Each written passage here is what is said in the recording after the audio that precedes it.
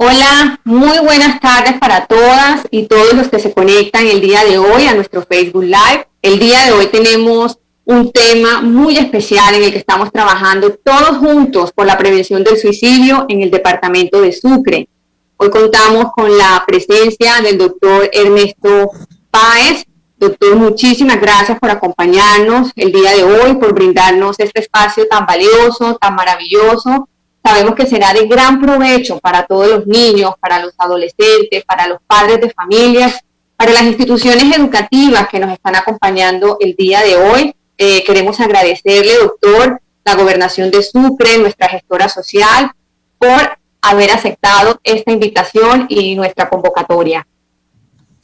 Bueno, muchísimas gracias. En primer lugar, quiero agradecer al señor gobernador, don Héctor Olimpo Espinosa Oliver, por el espacio que brinda a toda la comunidad y en especial y particularmente a todo su equipo, porque justamente me da la oportunidad de poder compartir con todos ustedes mi experiencia, el trabajo que vengo desarrollando en el territorio de la República Argentina y en otros países también que me han convocado frente a esta situación tan particular que nos convoca el día de hoy, que es la prevención del suicidio. Muchísimas gracias, doctor. Bueno, también vamos a darle la bienvenida a los usuarios que se siguen conectando. Muchísimas gracias por estar aquí. Antes de iniciar, pues queremos que conozcan un poco la trayectoria de nuestro invitado el día de hoy, el doctor Ernesto Páez. Él tiene un doctorado en psicología, es representante de la Asociación Internacional para la Prevención del Suicidio en Argentina, director del diplomado en suicidología de la Universidad de Flores, autor de la Declaración 10 de septiembre, Día Nacional para la Prevención del Suicidio, y coautor de la Ley Nacional número 27.130. Nuevamente, les reitero, doctor Ernesto, que es un placer tenerlo con nosotros. A continuación, pues, queremos dar inicio pues, al tema central de nuestro en vivo. Queremos invitarlo a hacer sus preguntas durante la transmisión para que nuestro invitado pues, las pueda responder en el transcurso de su intervención.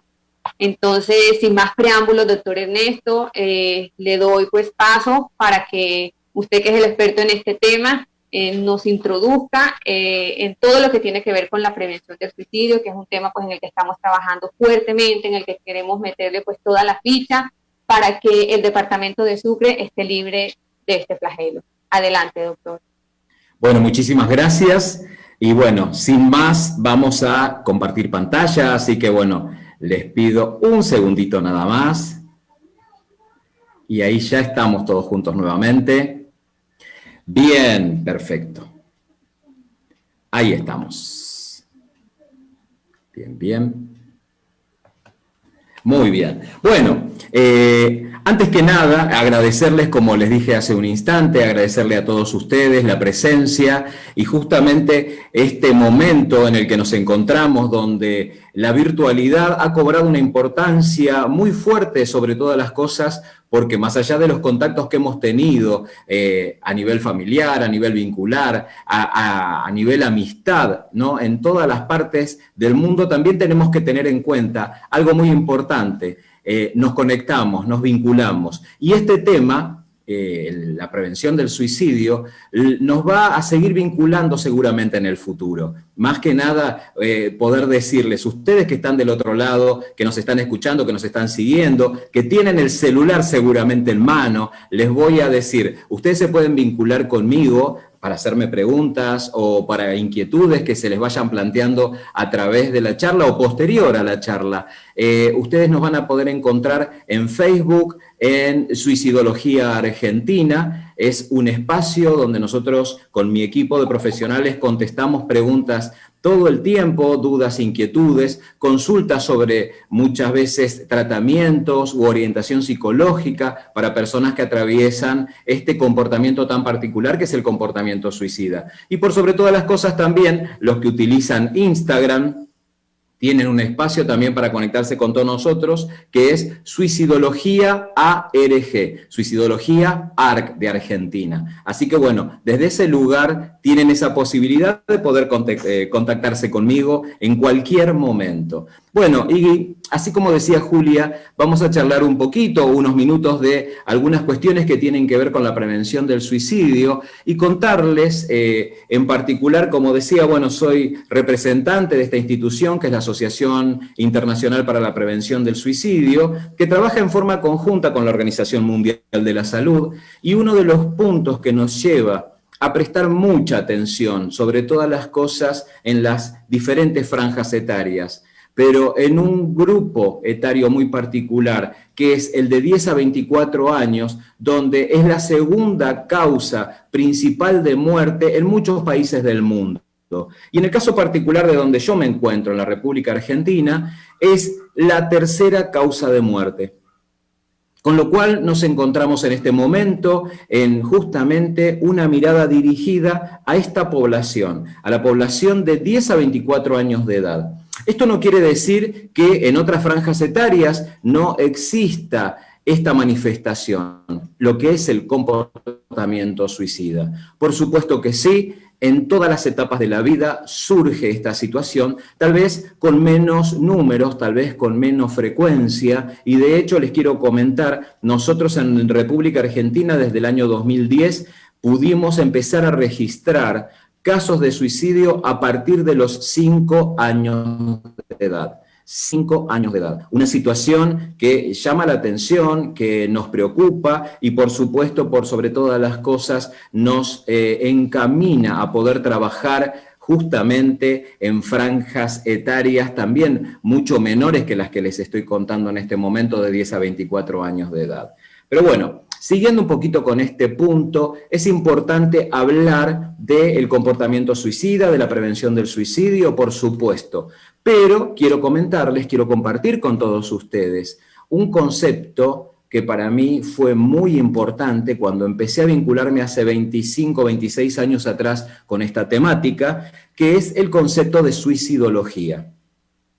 En primer momento, el concepto de suicidología lo conecté, lo conocí, lo aprendí a través de un famosísimo psicólogo norteamericano, el Dr. Shademan, y justamente a partir de ahí fue el puntapié inicial para poder comprender esto que es un campo disciplinar. El doctor Shademan justamente hacía un hincapié muy fuerte en poder decir la suicidología, nominarla, nombrarla por primera vez como todas las situaciones de estudio en los procesos suicidas. Y por sobre todas las cosas, una mirada puesta en la prevención, específicamente del comportamiento suicida.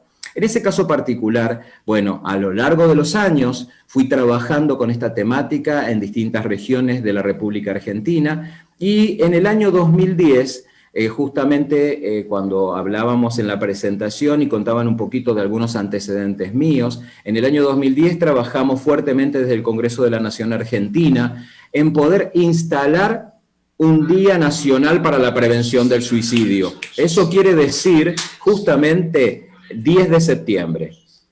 El 10 de septiembre, a nivel mundial, es el Día Mundial de la Prevención del Suicidio. Pero en el 2010 lo que hicimos desde la República Argentina fue justamente poder instalarlo como Día Nacional. Ustedes dirán qué diferencia hay entre esta situación o qué impacto tiene. Y desde ese lugar pudimos trabajar al interior del territorio de la República Argentina, convocando a las fuerzas públicas, a la gobernación, al Estado, a poder trabajar en prevención del suicidio. Y es así como se instaló la prevención del suicidio en las agendas públicas de salud y educación. Los ministerios de salud y educación nacionales y provinciales pudieron trabajar el tema. Les cuento esto para el marco justamente de la suicidología, cuando nosotros en el 2010 pudimos elaborar una definición que quiero compartir con todos ustedes porque va a direccionar un poco la mirada de la pequeña charla que vamos a tener el día de hoy y tal vez de las preguntas. Entonces, frente a esto, junto al licenciado Martín Álvarez, lo que pudimos plantear es un poquito más allá de lo que habíamos aprendido del famosísimo Dr. Shademan, al cual consideramos el padre de la suicidología. Y nos atrevimos a poder dar una definición, y es la que les comparto en este momento. Es el campo interdisciplinar. Ya ahí empezamos a pensar que hay varias disciplinas que están confluyendo para poder trabajar en el campo suicidológico y, por supuesto, en una de las áreas que es la prevención del suicidio. Entonces decía, el campo disciplinar que estudia los diversos aspectos relacionados con los procesos suicidas, entendiendo que las conductas suicidas son de origen multicausal y que requieren de intervenciones interdisciplinarias e intersectoriales. Los invito ahí a poder direccionar la mirada a esta actitud, a esta forma de mirar la intervención, una intervención interdisciplinaria que convoque a profesionales de distintas áreas, de distintos campos disciplinares y por sobre todas las cosas, convocando a diferentes sectores. Algo en concordancia con lo que la Organización Mundial de la Salud viene pregonando desde hace muchísimo tiempo, que tiene que ver específicamente con esta mirada intersectorial. Y a eso le sumamos, el campo interdisciplinar está orientado al desarrollo de conocimientos científicos importantes para poder darle una base sólida a un campo disciplinar, teóricos, metodológicos y éticos, en relación, y acá vienen las intervenciones específicas, en relación a la promoción, la prevención, la atención, la posvención, una palabra que suena medio extraña, que para los que trabajamos en el campo suicidológico es de la cotidianeidad de nuestro quehacer y de nuestras intervenciones, pero para el conocimiento general de la población muchas veces esto suena como una palabra desconocida, posvención. Si nos queda un poquito de tiempo, la vamos a desarrollar un poquito más, pero simplemente les voy a decir, posvención implica todas las intervenciones posteriores a una crisis suicida, a un suicidio consumado. Esto quiere decir que posterior a la muerte de una persona, el campo suicidológico y el suicidólogo continúa trabajando con las personas que han sido afectadas.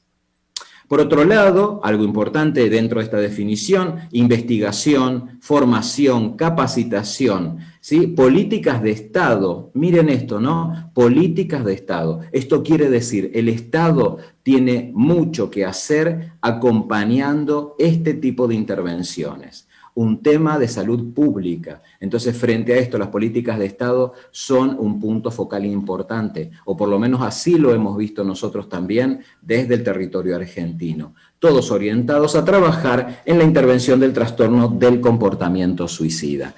Una definición a veces parece ser como, definición, conceptos, teoría, pero es el marco. Entonces ahí yo lo que les quería compartir es el marco en donde nos vamos a ir moviendo y el marco donde da base a otros elementos y estructuras a partir de ese 2010. Que les cuento como anécdota, el 2010 para la República Argentina fue el año del bicentenario, con lo cual fue un año de festejos para todos nosotros. Y para mí en particular, que pudimos lograr instalar el 10 de septiembre como Día Nacional de la Prevención del Suicidio. Años más tarde, en el año 2015, trabajamos también en equipos profesionales para poder concretizar esto que ustedes están viendo ahí, la Ley Nacional de Prevención del Suicidio. Y frente a esto, una ley, ustedes dirán, una ley para trabajar en prevención del suicidio. Y la realidad es que a nosotros nos ha dado muchísimo resultado. En primer lugar, porque veníamos trabajando en forma conjunta y mancomunada con el Estado argentino. Y por otro lado, el punto también importante es que esta ley que se llama de prevención del suicidio, que es la 27130 para la República Argentina, no solamente se dedica al trabajo de la prevención, que tiene sus puntos y sus apartados específicos de cómo llevar adelante esta intervención específica que es la prevención.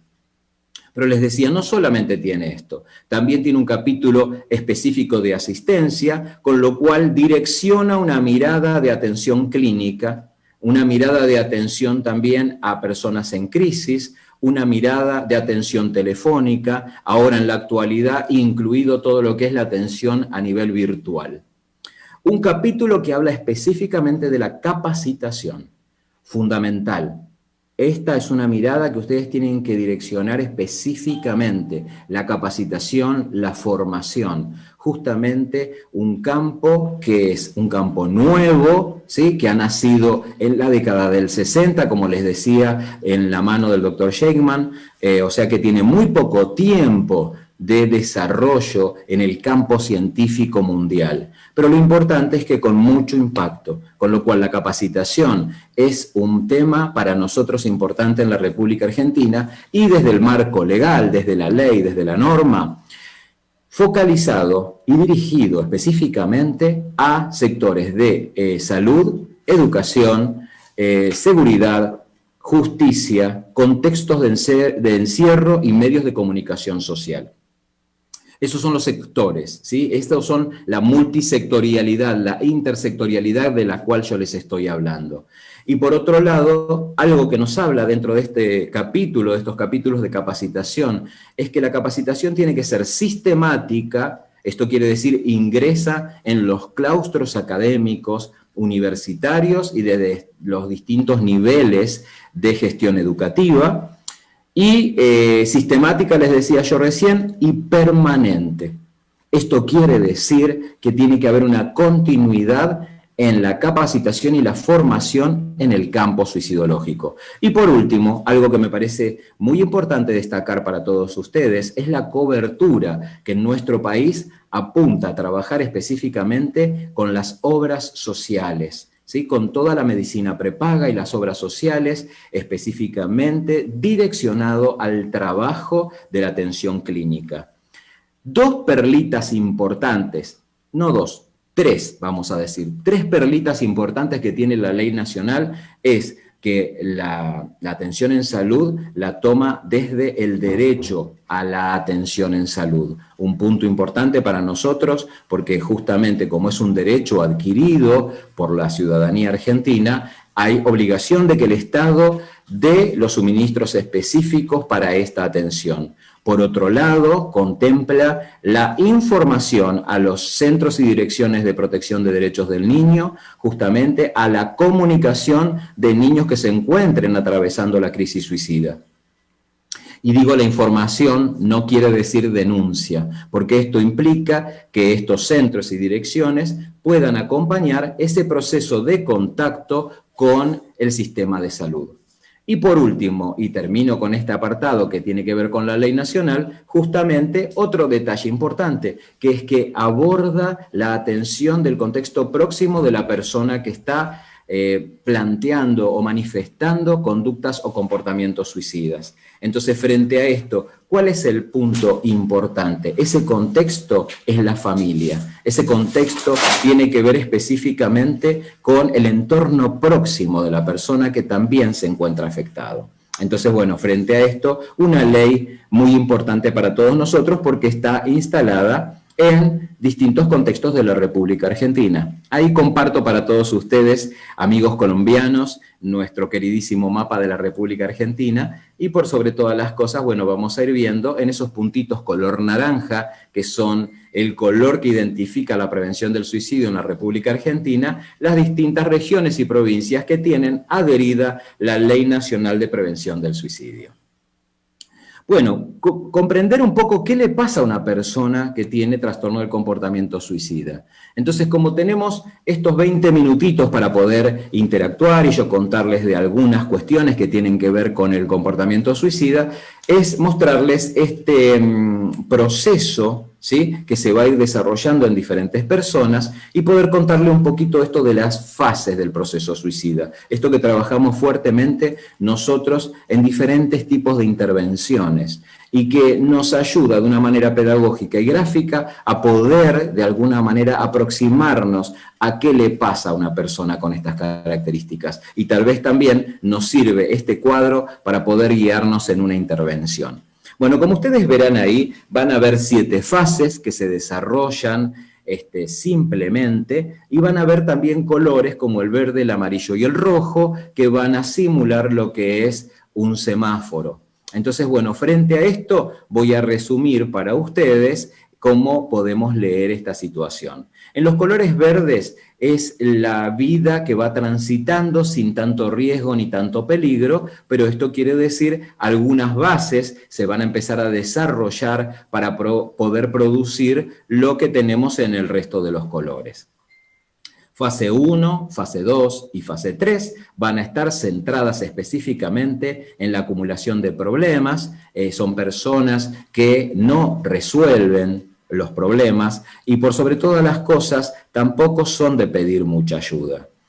No cuentan con recursos sociales de sostén y con muchas veces ese contexto próximo es lo que va a dar situaciones particulares de conflicto, ¿no? Al no resolver estos problemas. En ese punto se va a desencadenar la fase 2, que tiene que ver con la acumulación de conflictos. Conflictos internos, intrapersonales, conflictos externos, interpersonales, yo con las otras personas. Entonces, frente a esto, se empiezan a generar situaciones de tensión. Conflictos que ya venimos planteando vienen de una base de no resolución. También hay muchas veces conflictos intergrupales que también se presentan en distintos contextos y en distintas franjas etarias. Desde ese lugar, cuando tenemos acumulado tantos problemas y conflictos, lo que va a devenir es la crisis. Hasta ahí ustedes me pueden decir, pero doctor, ¿quién no ha tenido una crisis en algún momento de la vida? Y la realidad es que sí, es verdad. Todos hemos atravesado de una u otra manera diferentes tipos de crisis. Pero lo importante de esto es que muchas personas piden ayuda, buscan algún recurso, intentan resolverla. Bueno, estamos hablando de personas que, como ya les dije en un principio, no resuelven, dejan las cosas acumuladas y desde ese lugar, de la misma manera, se va a presentar la crisis. La persona que pide ayuda va a salir de este círculo. Tal vez vuelva nuevamente a juntar problemas, a acumular conflictos, a generar nuevas crisis. Pero estamos hablando de personas que no resuelven. Entonces, frente a esto, estas personas van a caer directamente a la fase 4. La fase 4 es cuando tengo tanta acumulación de dificultades, de problemas, de conflictos, de crisis no resueltas, empiezo a generar en mi estructura pensamientos negativos. No sirvo para nada, no voy a poder salir de esto, yo siempre soy igual, no puedo con todo esto que me está pasando, la vida me desborda. Y hay otros pensamientos más como, por ejemplo, cuando yo no esté más, ustedes van a estar más tranquilos, yo me voy a ir de acá, voy a dejar todo. Bueno, situaciones que se empiezan a presentar con una mirada y con una valencia, una carga muy negativa.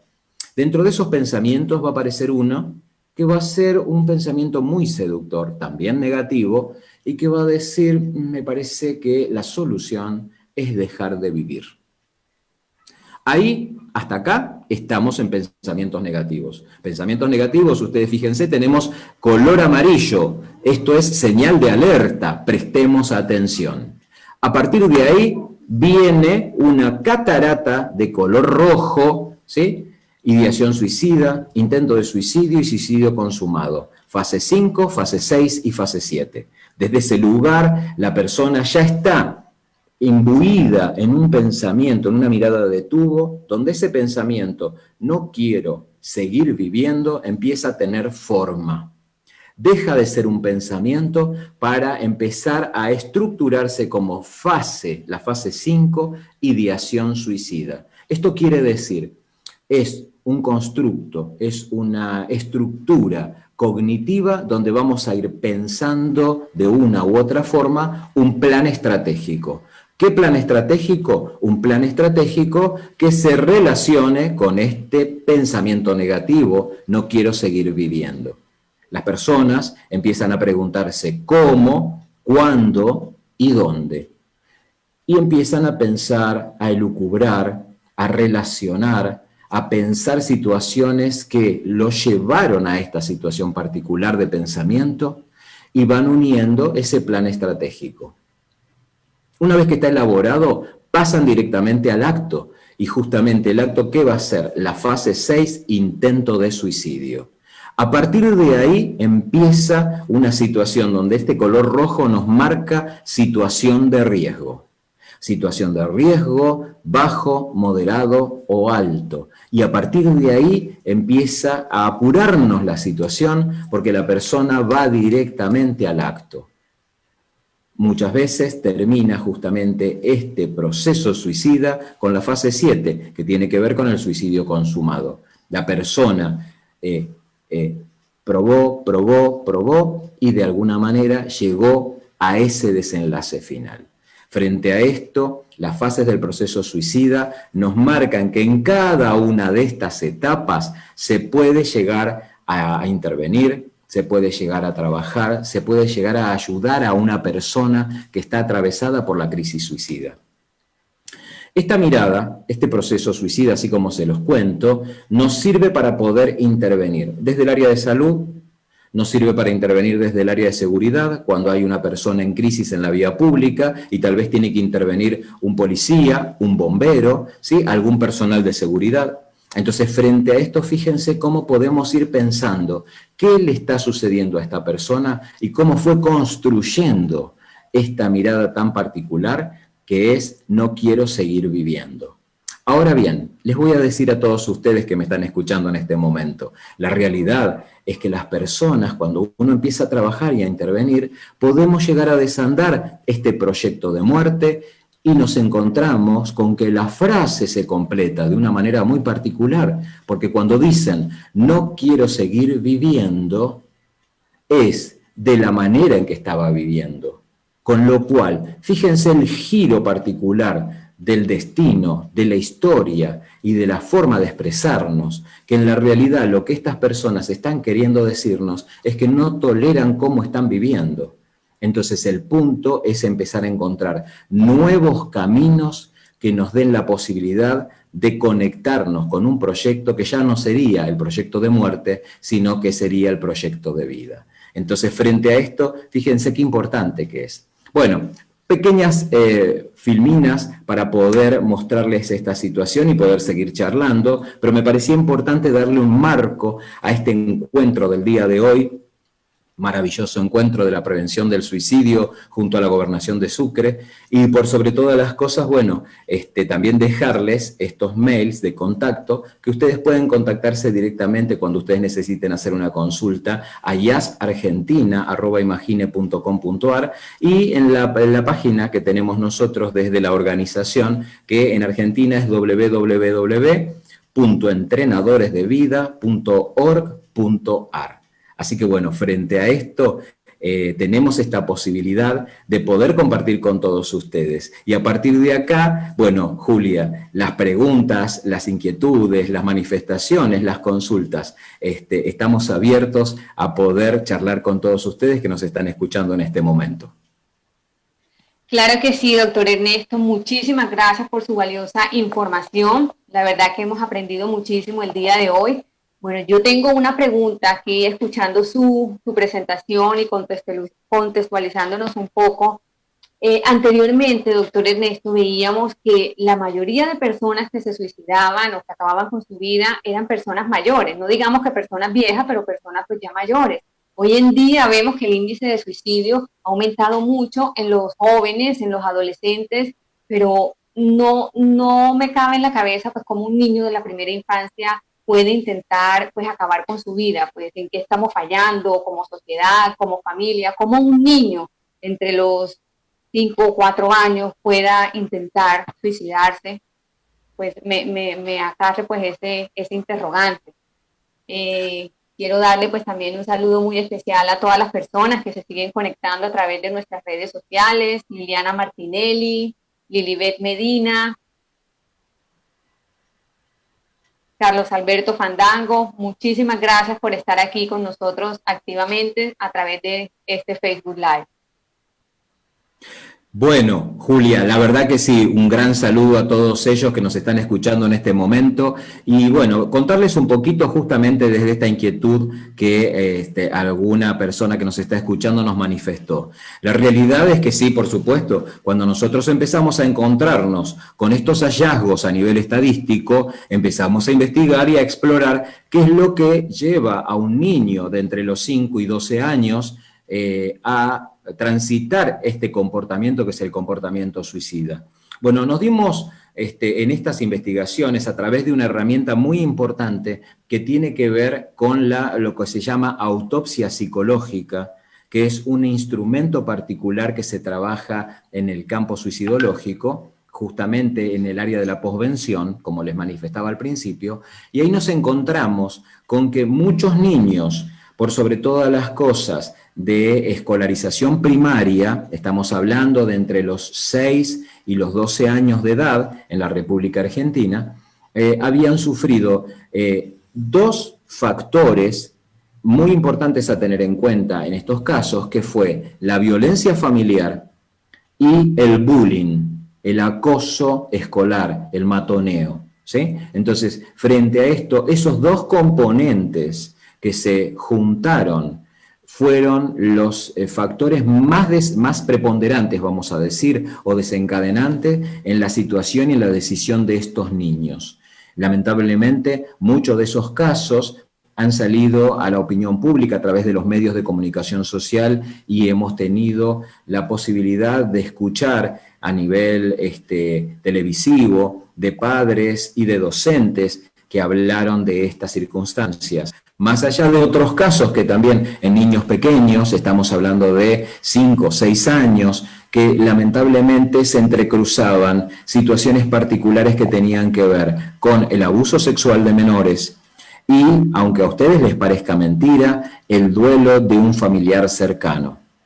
Entonces, frente a esto, factores que les quiero decir, en cada caso en particular hay que hacer una mirada investigativa, porque todos los casos, cuando hablamos de comportamiento suicida, al tener una multicausalidad de origen, tenemos que investigar claramente cómo de alguna manera se han entrecruzado esos factores que dieron como base la posibilidad de desarrollar el comportamiento suicida.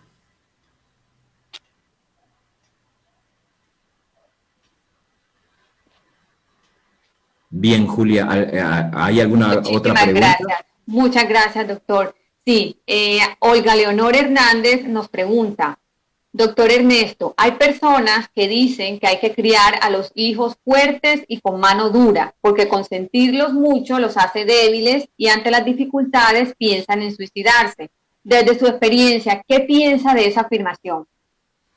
Bueno, es una afirmación también muy fuerte y dura como el contexto del contenido de la afirmación, ¿no es cierto? La realidad es que hay que criar a nuestros hijos en que puedan desarrollar fortalezas, sí, que no es lo mismo que fuerte y mano dura. Desarrollar fortalezas tiene que ver con habilidades sociales y con recursos internos que nuestros hijos puedan desarrollar para poder hacerle frente a las dificultades que le va presentando la vida. Y la realidad es que la mano dura, muchas veces interpretada como el autoritarismo, no le da elementos para que la persona que está enfrentada a una situación de crisis pueda salir adelante, pueda salir airosa, pueda desarrollar conductas resilientes frente a situaciones críticas como las que estamos hablando. Con lo cual, si yo tuviera que darle una sugerencia, ¿no?, a la audiencia y agradecerle a Olga por su pregunta, lo importante es que como papá, como mamá, e incluso vamos a sumar acá el rol de los docentes, de los maestros, lo importante es poder generar un espacio centrado en el desarrollo de las habilidades sociales. Puntos focales que nos ayudan a poder tener elementos, herramientas de resolución, que tengan que ver también con una resolución en forma pacífica y que por sobre todas las cosas esté relacionada estrictamente con formas de resolución saludable. ¿Por qué digo esto? Porque en la realidad el suicidio no deja de ser una resolución, pero justamente la característica que tiene es que no es saludable. Entonces, el punto interesante, y que también ahí me arrimo a poder desarrollar un poco mi trabajo clínico en la República Argentina, cuando trabajamos con los pacientes que por lo general vienen en fase 6, esto quiere decir personas que han intentado suicidarse, y de otras fases también, como yo les había hablado del proceso suicida. Una de las actividades fuertes que se realizan es el trabajo de la instalación de las habilidades sociales. En algunos casos, desarrollarlas porque las tenían aprendidas y en otros casos instalarlas porque son recursos necesarios para poder enfrentar la vida. Y en el caso particular de niños y adolescentes, la importancia de poder valorizarlos como personas, como seres humanos y por sobre todas las cosas, tratando siempre de resolver su vida en forma pacífica y en forma saludable.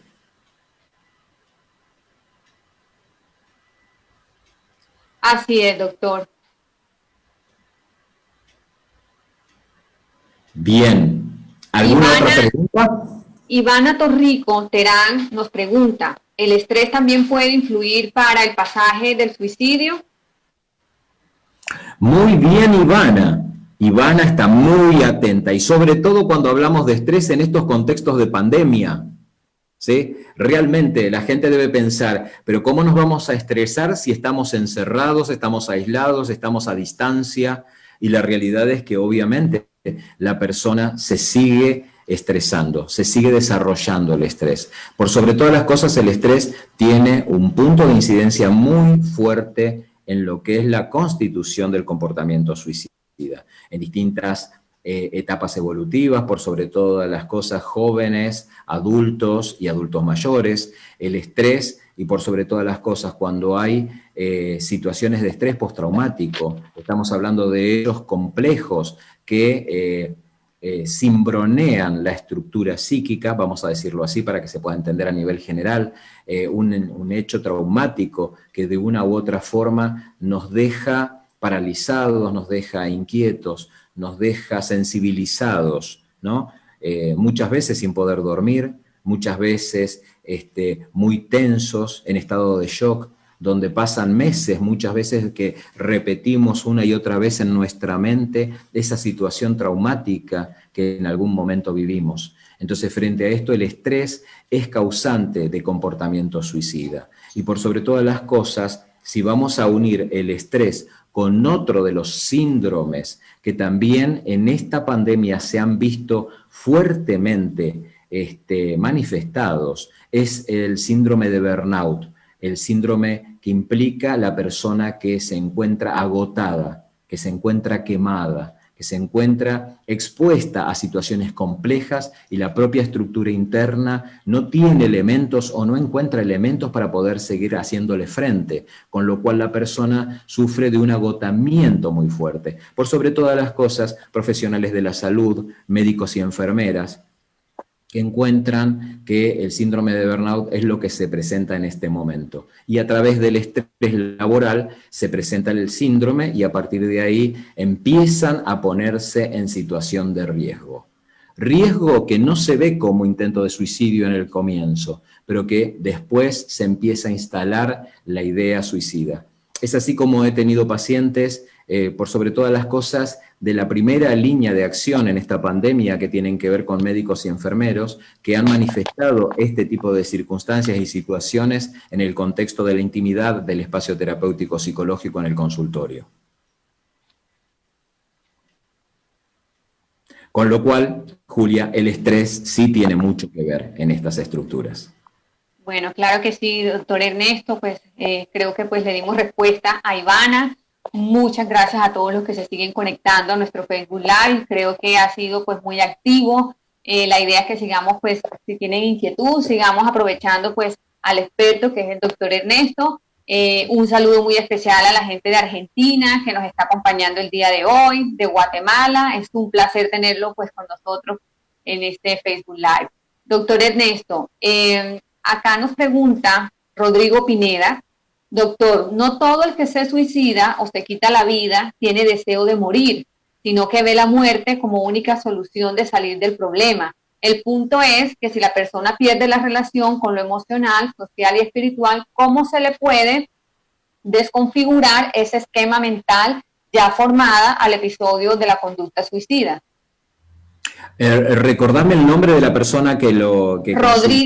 Rodrigo Pineda. Rodrigo Pineda, perfecto. Bueno, en primer lugar, la persona que se encuentra ya en fase 5, 6 y obviamente ya la 7, ¿no? casi 7 vamos a decir, es una persona que se encuentra en una crisis interna que está relacionada también con una crisis de creencias. La realidad es que la persona no tiene elementos desde sus propias creencias, desde la espiritualidad, para poder asirse, para poder agarrarse desde algún lugar y atarse a la vida. Entonces, frente a esto, el primer punto para poder trabajar con personas con estas características es, en primer lugar, no minimizar. O sea, vamos a poner un primer punto, no minimizar lo que la persona está manifestando. ¿Por qué digo esto? Porque muchas veces la gente dice, el accidente que tuvo mi esposa o el accidente que tuvo mi hijo, y en la realidad no es un accidente, es un intento de suicidio. Entonces, frente a esto, no minimicemos, llamemos las cosas por su nombre. Pero por sobre todas las cosas, a partir de no minimizar, esto nos da la posibilidad de poder escuchar profundamente qué le está sucediendo a esta persona que tenemos enfrente. Con lo cual, lo que en primer lugar siempre sugiero es que las preguntas que se puedan ir desarrollando, invitándolo a hablar a la persona, tienen que ser preguntas abiertas. Estas preguntas que inviten al otro a poder dar una respuesta. Justamente en esta posibilidad, poder desarrollar que la persona hable, hace que se quede más con nosotros y que pueda trabar un vínculo de diálogo donde nosotros realmente nos importa lo que está diciendo. Por otro lado, una gran sugerencia muy importante es nunca confronten a una persona que está en crisis. No se confronta a una persona en crisis, que esto también es importante porque lo ponemos en riesgo. Por ahí tal vez nos animamos a decir, no tenés que hacer esto, ¿cómo vas a hacer esto? No pensaste. Muchas veces se dice, no pensaste en tu mamá, no pensaste en tus hijos, no pensaste en tu esposa. Y la realidad es que les tengo que comentar que justamente esta persona que está atravesada por la crisis, que está sufriendo esa crisis de creencias internas, justamente no tiene capacidades para poder pensar en esto que nosotros le estamos indicando. Por eso yo siempre recomiendo no confronten a una persona que está en crisis y por sobre todas las cosas. De a poco vamos tratando de que la persona nos pueda contar verdaderamente qué lo ha llevado a poder pensar una vida que se extingue a través de un intento de suicidio. Y por otro lado, a partir de ahí, que me parece muy importante también, a lo largo del tiempo, no en las primeras intervenciones, sino cuando ya descendió la crisis, podemos trabajar con distintos dispositivos que tengan que ver no solamente con un espacio terapéutico, sino también con un espacio centrado en la espiritualidad, centrado en la creencia, pero por sobre todas las cosas la creencia que sienta esta persona que tiene la posibilidad de creer. No es mi creencia, sino la creencia que elija la persona. Pero es muy importante en tiempos posteriores poder desarrollar ese espacio tan valioso que es la espiritualidad, que nos da la posibilidad de agarrarnos en esos momentos difíciles de algún lugar para poder seguir desarrollando pensamientos y actitudes positivas que nos den caminos de solución frente a las dificultades o a las controversias que la vida nos presenta.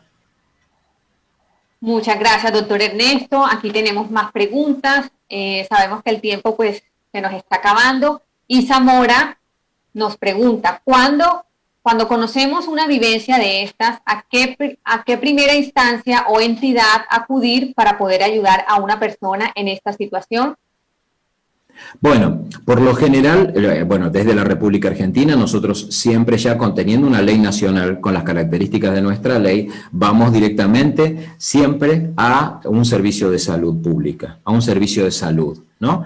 Pero por otro lado, siempre recomendamos, a niveles generales, en distintos contextos y países, donde no hay una ley nacional que avale el trabajo y el desarrollo desde el gobierno, lo importante es siempre generar un camino de conexión hacia un especialista, un pedido de ayuda, que justamente recuerdan que yo les comentaba hace un instante que son personas que por lo general no piden ayuda. Y de hecho, les cuento, los adolescentes menos piden ayuda. O sea, el adolescente es el que menos pide ayuda dentro de las diferentes etapas evolutivas que yo desarrollaba. ¿Por qué? Por vergüenza, por miedo a la estigmatización, por una mala experiencia con un profesional de la salud mental, por miedo a que lo señalen en el contexto próximo de pares. Entonces, frente a esto, es lo que menos hacen, es pedir ayuda. Pero bueno, volviendo a este eje, lo importante es guiarlos a que tomen contacto con un profesional especializado, un profesional que se dedique al campo suicidológico. Y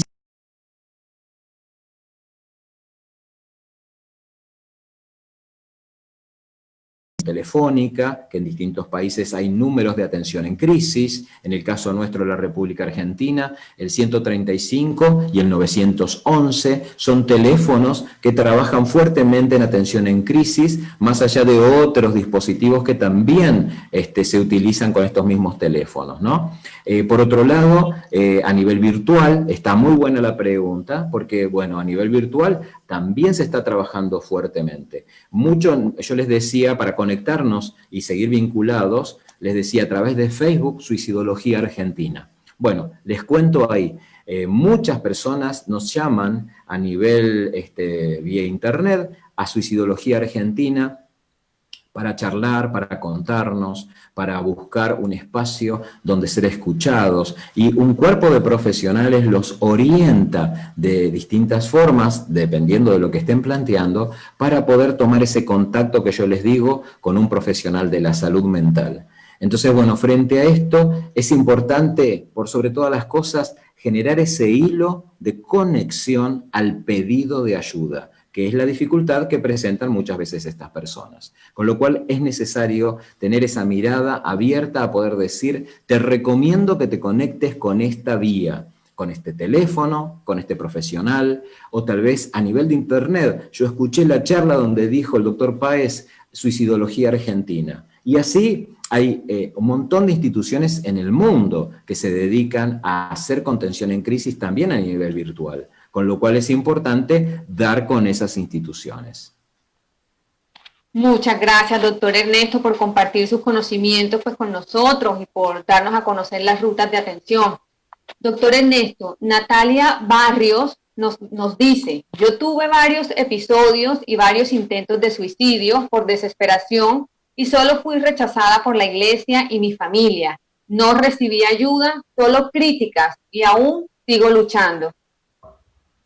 Bueno, en primer lugar, agradecerte que nos compartas y que nos prestes tu testimonio para este momento donde nos escuchan muchísimas personas. En primer lugar, el testimonio nos muestra algo importante. A veces, en nuestro contexto próximo, no encontramos la ayuda que necesitamos. De hecho, muchas veces nuestro contexto próximo es uno de esos factores en los que de alguna manera han contribuido a que estemos en el lugar en el que nos encontramos. Con lo cual, lo primero que tenemos que tener en cuenta es que tenemos que seguir buscando otras personas que nos puedan tender una mano, que nos puedan ayudar, que nos puedan escuchar y que nos puedan guiar en un camino donde nos muestren tal vez ese espacio de encuentro consigo mismo, con ese interior, donde podamos ver lo valiosos que somos cada uno de los seres humanos. Por otro lado, justamente en este testimonio surge algo muy importante, la religión, la iglesia, ¿sí? La iglesia en distintos contextos es muy controversial con el tema del comportamiento suicida. Por eso me parece muy importante, Julia, transmitir que a medida que va pasando el tiempo y la ciencia va avanzando, nos encontramos cada vez más cerca de poder visualizar que estos comportamientos suicidas se visualizan como un trastorno en la salud mental y que la realidad es que es necesario incluso que la Iglesia también empiece a mirar esta situación con una delicadeza muy importante, porque muchas veces la gente no acude al psicólogo, pero sí acude al sacerdote, al cura, al pastor, ¿no? A la persona que nos guía a nivel religioso espiritual. Y estas personas también tienen que capacitarse. Yo, cuando hablaba de los sectores, no mencioné a la iglesia, pero también es un sector muy importante, que necesita capturar esta mirada contemplativa, amorosa y de acompañamiento a la persona que sufre. Entonces, frente a esto, es necesario poder encontrarnos en un mundo donde tengamos muchísima más comprensión de la persona que sufre, que se encuentra en crisis, y no lo que por ahí quizás manifestaba recién en el testimonio, me sentí incomprendida. Y esto que dice ella justamente es lo que sienten muchas personas en Colombia y en Argentina también, que justamente no se sienten comprendidas. Y van de un profesional al otro, y van de un religioso a otro, y van de un familiar a otro, y tal vez no encuentran esa comprensión. Por eso también es importante saber que, bueno, si no me fue bien con una persona o no me fue bien con un profesional, tengo que intentar buscar otro profesional en otro lugar. Como anécdota les cuento algo muy, muy, muy importante, ¿no? En este contexto de pandemia, yo me encuentro trabajando a nivel virtual con muchos pacientes, no del contexto próximo que yo tengo acá en Argentina, y realmente la virtualidad salta fronteras. Así como yo hoy estoy hablando con ustedes tan agradablemente, ¿no? Con la gente de Sucre, en Colombia. Así también me convocaron a hacer un programa periodístico en una radio de Madrid. Una oyente me escuchó y terminé atendiendo a una paciente que actualmente atiendo, que vive en Madrid. Entonces, frente a esto, lo que nosotros tenemos que tener en cuenta como seres humanos es que tenemos que encontrar a alguien que en algún lugar nos pueda ayudar a empezar a transitar un camino saludable. Y tal vez que nos pueda mostrar elementos, como yo les decía, habilidades, estructuras que nos ayuden a fortalecer esos puntos débiles que tenemos en nuestra estructura y que nos van a ayudar muchísimo a salir adelante. Muchas gracias, doctor Ernesto. Bueno, aquí seguimos con nuestro invitado especial. Doctor Ernesto, yo creo que ya para cerrar, porque el tiempo pues se nos está agotando desafortunadamente, nos podríamos quedar horas charlando con ustedes porque es mucho el conocimiento pues que tiene sobre este tema, sobre la prevención, y de verdad, nuevamente, muchísimas gracias. Osneidi Álvarez nos hace 2 preguntas. La número 1, ¿cómo trabajar o abordar el tema con los familiares de personas que se han suicidado? Y la número 2, ¿qué hacer con una persona que nos expresa su intención de suicidarse por dificultades con su núcleo familiar, pero está obligado a permanecer en este lugar? Bien, bueno, las 2 preguntas las vamos a unir para poder dar la respuesta, dado el breve tiempo que tenemos. Lo importante de esto es tener en claro 2 o 3 situaciones particulares.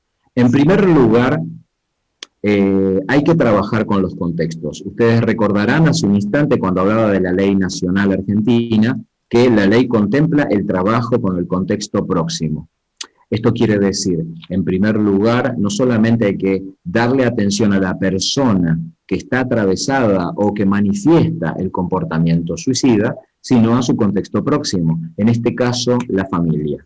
Entonces, la familia también tiene que recibir una atención adecuada, orientada, especializada, para que pueda acompañar ese proceso de crecimiento y de desarrollo, de fortalecimiento, que va a ir transitando la persona con estos comportamientos. Y la familia tiene que también ir acompañando, porque en definitiva, lo que se logra a través de los años de trabajo en lo que es salud mental, es justamente que la persona se empodere de su situación particular, empiece a desarrollar fortalezas y pueda enfrentar la vida.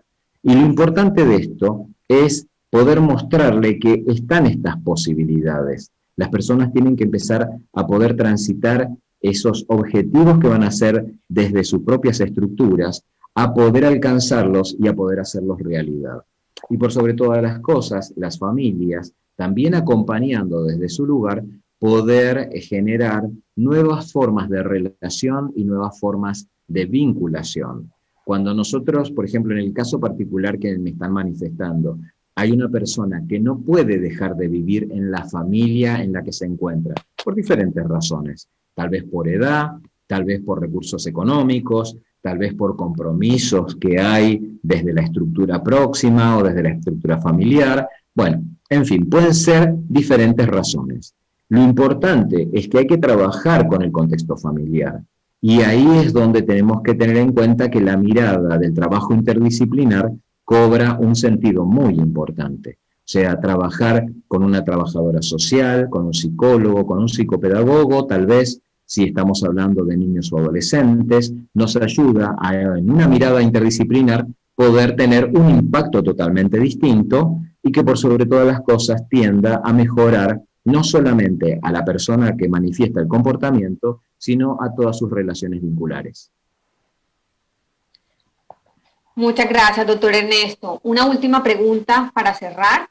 Gira Petro nos pregunta, buenas tardes, doctor. Usted nos hablaba anteriormente de la posvención. ¿Cómo sería esa intervención con las personas afectadas?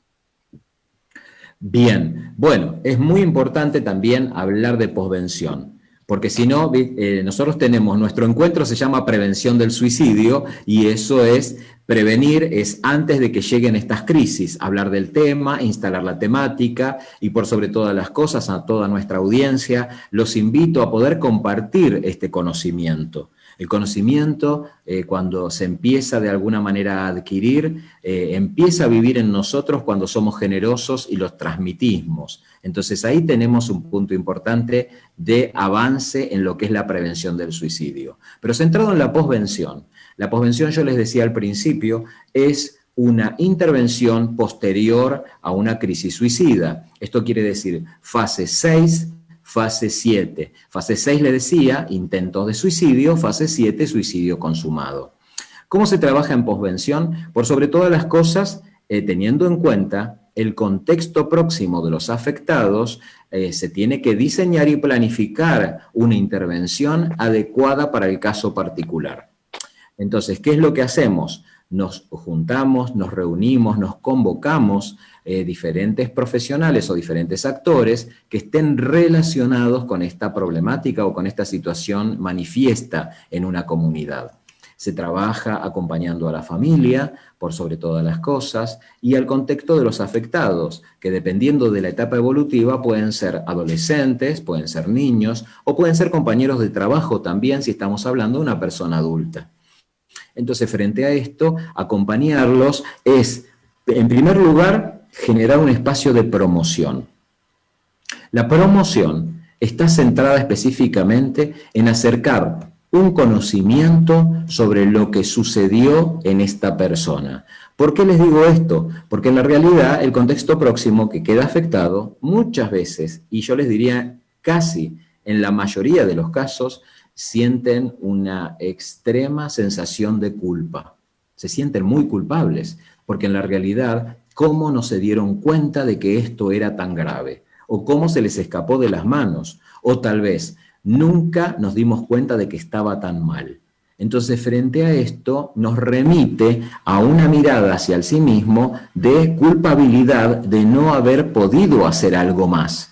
Entonces, frente a esto, poder mostrarles al contexto próximo y afectado, desde el conocimiento de qué se trata cuando hablamos de comportamiento suicida, es explicarles que hay múltiples factores, es explicarle el proceso suicida, es explicarle qué es lo que sucedió en la vulnerabilidad emocional de esta persona, que de alguna u otra manera terminó con su vida a través del suicidio consumado. Entonces, ese es el inicio. Y después, dependiendo de las particularidades del contexto, se planifican una serie de intervenciones que se tienen que desarrollar a lo largo del tiempo. Yo sugiero siempre trabajar con un tiempo bastante extenso, ¿no?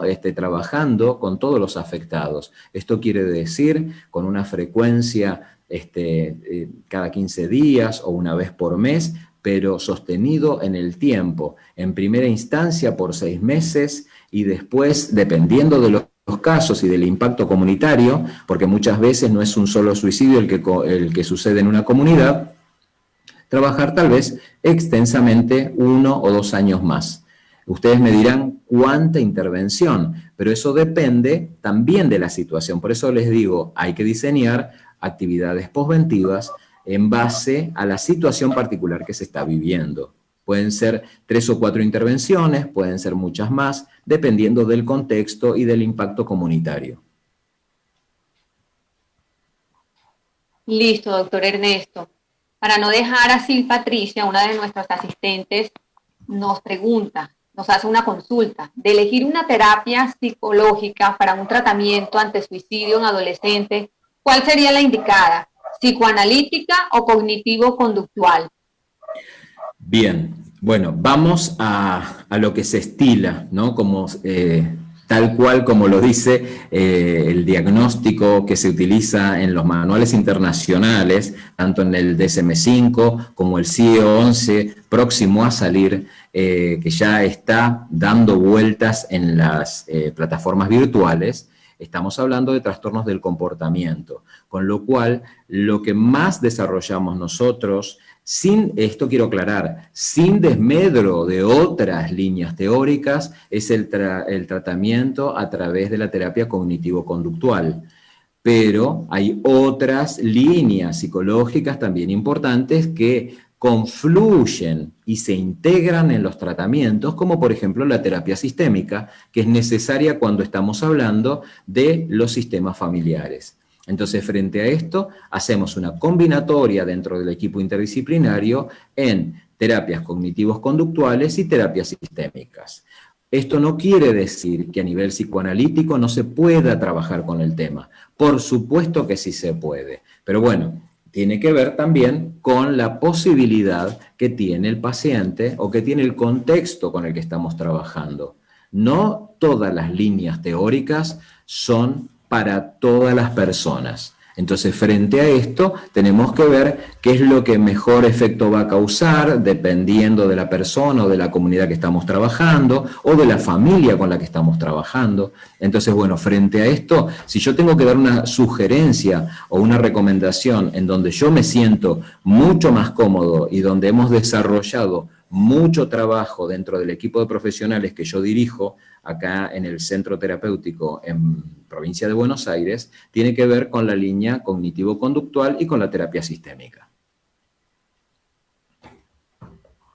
Muchísimas gracias, doctor Ernesto. También agradecemos la participación activa de todos los asistentes. Karina Díaz nos dice, gracias a vos estoy viva y sana al 100%. Mil gracias. Testimonios como estos son tan valiosos y nos llenan el corazón. Muchas gracias, Karina, por participar activamente pues también en este Facebook Live. Muchas gracias nuevamente al doctor Ernesto Páez por compartir. Julia, si me permitís, sí. Julia. Claro bueno, que sí. Ya que ahora tengo la oportunidad de saludar a través de esta plataforma virtual a Karina Díaz, que bueno, hace bastante tiempo que no nos vemos y sé quién es la persona que me está hablando. Yo la realidad es que quiero decir que en cada uno de mis pacientes he aprendido muchísimo. Ellos me han enseñado verdaderamente a transitar el campo suicidológico.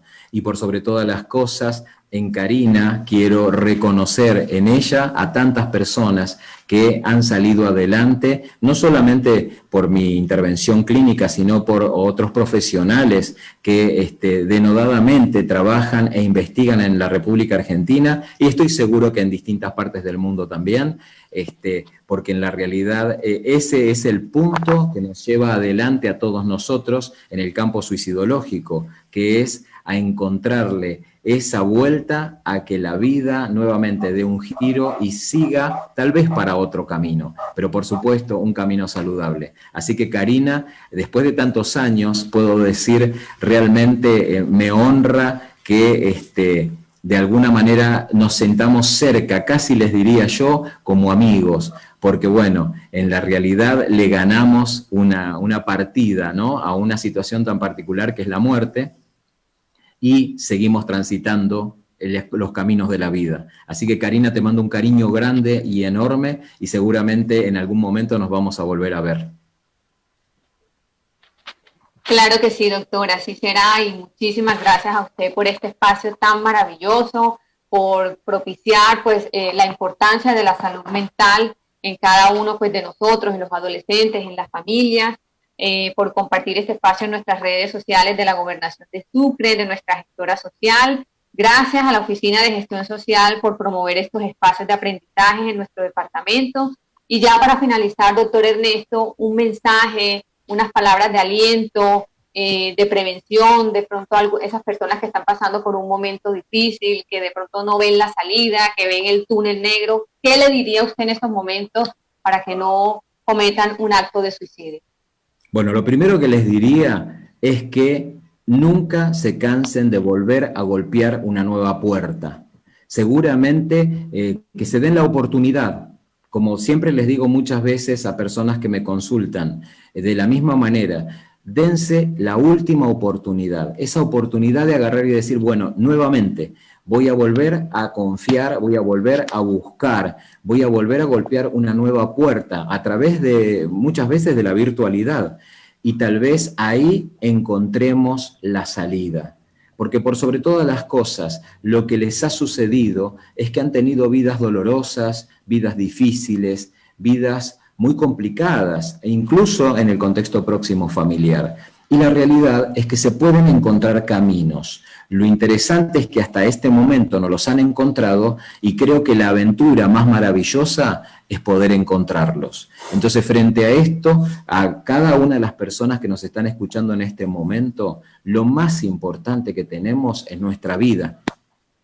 Y en este contexto tan difícil de aislamiento, de cuarentena, de pandemia, justamente ahí es a donde tenemos que revalorizar nuestra vida y por sobre todas las cosas intentar sobrevivir para nuevamente cuando podamos en la humanidad toda volver nuevamente a disfrutar plenamente de la vida, buscar nuevos caminos y por sobre todas las cosas valorizarnos a nosotros mismos en la importancia que tenemos como seres humanos. Tal vez vos que estás del otro lado no lo sepas, pero puedo garantizarte que buscando los caminos adecuados vas a descubrir seguramente lo maravilloso que sos, lo maravillosa que sos. Entonces, frente a esto, el punto más importante justamente es encontrarnos, buscarnos y por sobre todas las cosas, conocernos. Entonces ahí es donde vamos a encontrar la fortaleza para seguir adelante. No quiero terminar este momento, Julia, sin agradecerle nuevamente al señor gobernador, don Héctor Olimpo Espinosa Olivier, y a la señora Karina Espinosa, que nos dieron gentilmente este espacio para poder charlar con todos ustedes. Me dieron la maravillosa oportunidad de poder contactarme con gente que de una u otra forma a lo largo de mi vida profesional se han contactado conmigo, y escucharlos en este momento para mí es enorme el placer. Así que bueno, les agradezco muchísimo y seguramente nos estaremos viendo en alguna otra oportunidad donde nos cruce la vida. Claro que sí, doctor Ernesto, así será. Ojalá que cuando esto pase lo podamos tener acá en nuestro departamento para que lo conozca. Tenemos unas playas hermosas, así que con el favor de Dios nos conoceremos personalmente. Les deseamos a todos una feliz noche, los invitamos a seguir las recomendaciones de prevención. Acuérdense, por ti, por mí, por todos, en Sucre nos cuidamos todos. Recuerden que el virus sigue vigente, así que muchas gracias a todos y feliz noche. Hasta una próxima oportunidad. Muchísimas gracias.